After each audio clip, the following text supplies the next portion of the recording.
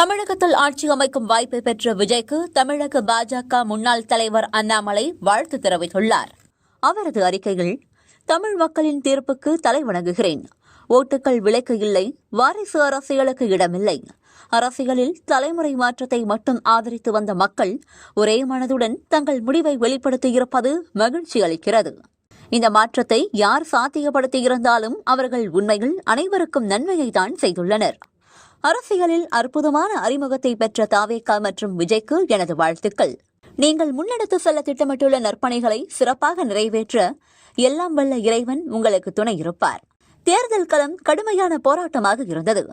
வெற்றி பெற்ற அனைத்து என்டிஏ வேட்பாளர்களுக்கும் வாழ்த்துக்கள். இந்த முறை வெற்றியை பதிவு செய்ய முடியாதவர்கள் தொடர்ந்து போராடுங்கள். தேர்தலில் தோல்வியை சந்தித்த முதல்வர் ஸ்டாலின், சீமான் ஆகியோருக்கு ஆழ்ந்த அனுதாபங்கள்.